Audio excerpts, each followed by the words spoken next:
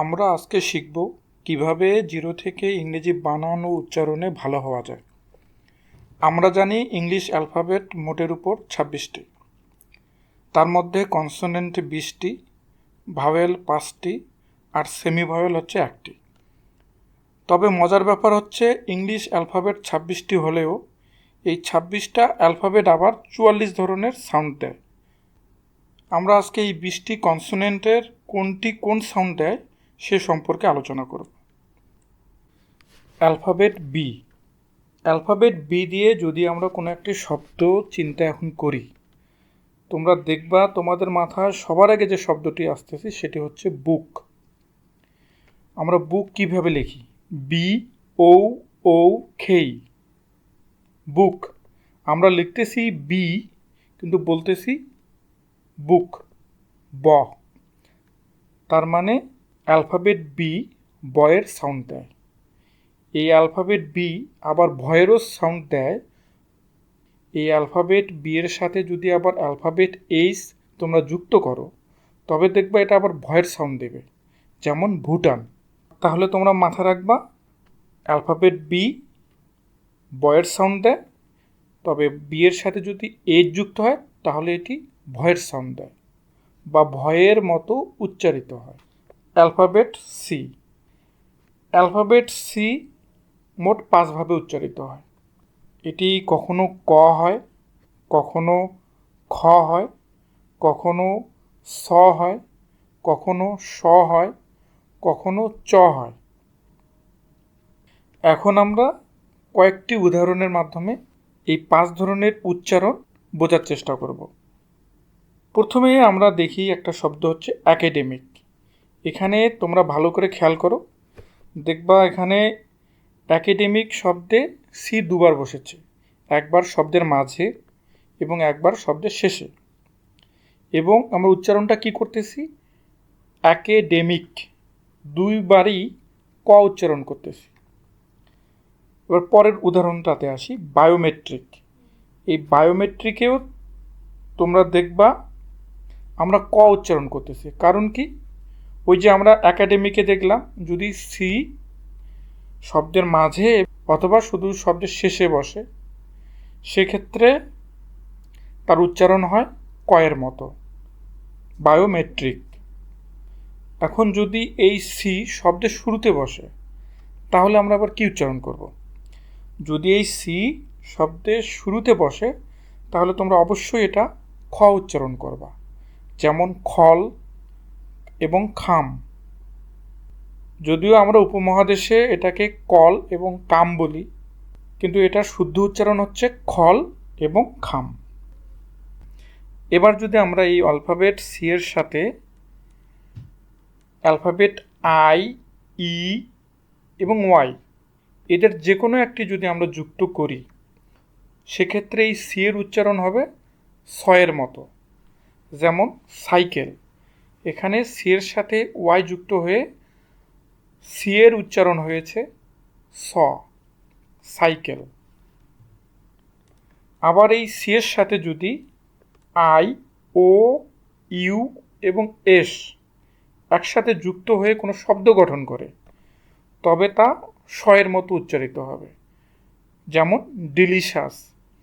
এখানে সি এর সাথে আই ও ইউএস একসাথে বসে শ্বাস হয়েছে, ডিলিশাস।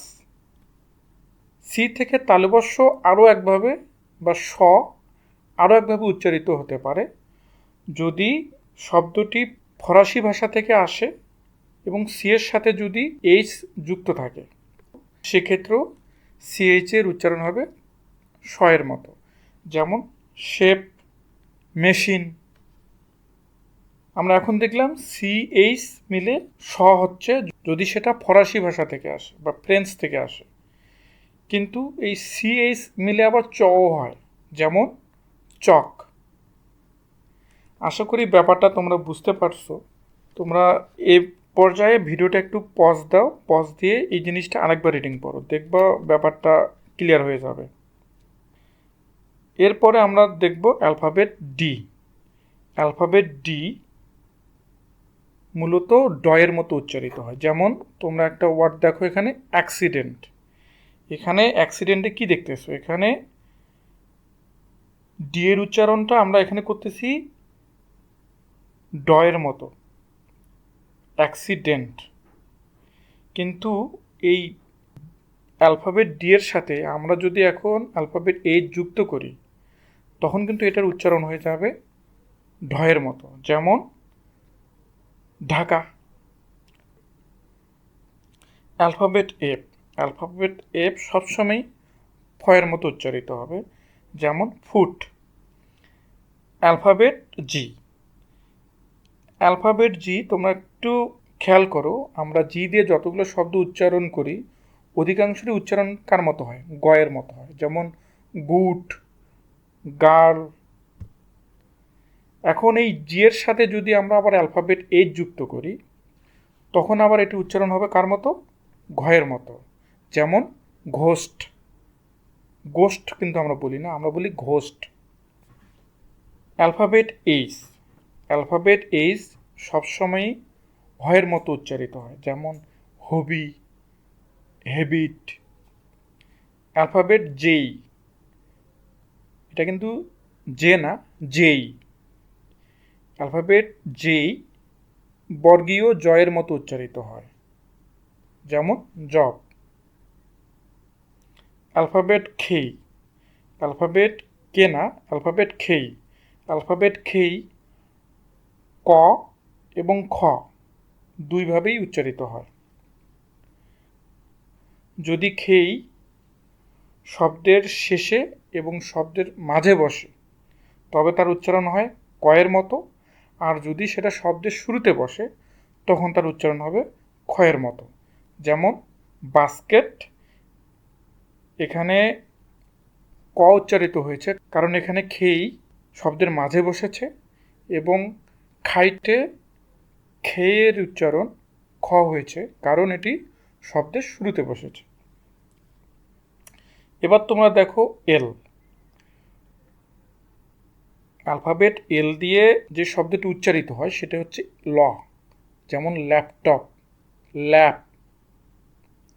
এখানে এল সবসময় লয়ের মতো উচ্চারিত হচ্ছে। এবার আমরা দেখব অ্যালফাবেট এম।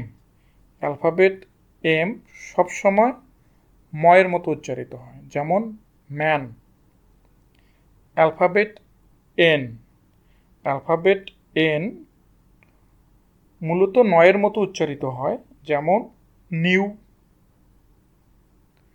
তবে এই অ্যালফাবেট এনের সাথে যদি অ্যালফাবেট জি যুক্ত হয়, তখন এর উচ্চারণটা হবে উঁ এবং অনুস্বরের মতো, যেমন ম্যাঙ্গো। অ্যালফাবেট ফি, পি না, অ্যালফাবেট ফি। অ্যালফাবেট ফি প এবং ফ দুইভাবে উচ্চারিত হয়। এটার ক্ষেত্রেও ঠিক একই রকম রুল। যদি অ্যালফাবেট ফি শব্দের মাঝে অথবা শব্দের শেষে বসে, তখন তার উচ্চারণ হবে প। আর যদি অ্যালফাবেট ফি শব্দের শুরুতে বসে, তখন তার উচ্চারণ হবে ফয়ের মতো, যেমন পয়েন্ট, যেমন হ্যাপি।